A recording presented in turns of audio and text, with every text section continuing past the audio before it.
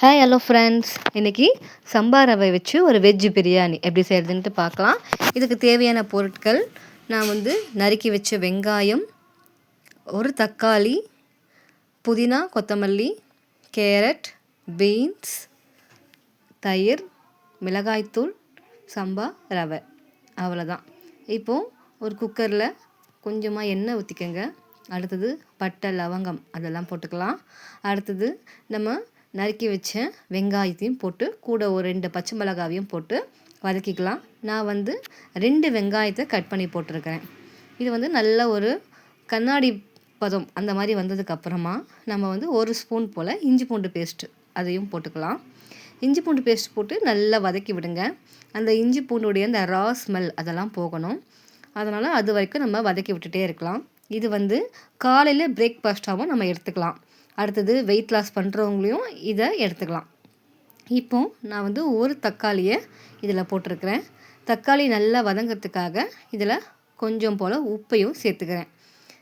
உப்பை சேர்த்துட்டு நல்லா வதக்கி விடுங்க. நல்லா வதங்கணும். அது தக்காளி நல்லா குழஞ்சி வரணும். அது வரைக்கும் இதை நல்லா வதக்கி விட்டுட்டே இருங்க. அடுத்தது இதில் புதினாவையும் கொத்தமல்லியையும் கொஞ்சம் நான் சேர்த்துக்கிறேன். இது நல்ல ஒரு ஃப்ளேவர் வரும். அதனால தான் நான் புதினாவை சேர்த்துருக்கேன். அடுத்தது நம்ம வச்சுருக்கிற பீன்ஸ், கேரட் இதையும் போட்டுக்கலாம்.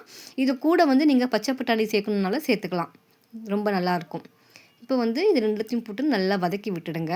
நல்லா வதங்கினதுக்கப்புறமா இதில் கொஞ்சம் போல் மஞ்சத்தூள், மிளகாய்த்தூள் இது ரெண்டுத்தையும் போட்டு நல்லா வதக்கிக்குங்க. மிளகாய்த்தூள் உங்களுக்கு எவ்வளோ தேவையோ அந்த அளவுக்கு போட்டுக்கலாம். அடுத்தது இதில் கொஞ்சம் தயிர் போட்டுக்கோங்க. தயிர் போட்டால் நல்லா ஒரு புளிப்பு டேஸ்ட்டோடு நல்லாயிருக்கும். அதனால் நான் கொஞ்சம் தயிரையும் போட்டிருக்கிறேன். தயிரை போட்டு நல்லா வதக்கி விடுங்க. இது எந்த அளவுக்கு நம்ம வதக்குறோமோ அந்த அளவுக்கு இது டேஸ்ட்டும் நல்லாயிருக்கும். இப்போ பாருங்கள், நம்மளுடைய தயிரெல்லாம் போட்டு நல்லா வதங்கிடுச்சு. காய் பாதி போயிடுச்சு. இப்போது இந்த ஸ்டேஜில் நம்மளுடைய சம்பா ரவை அதையும் இதில் சேர்த்துக்கலாம்.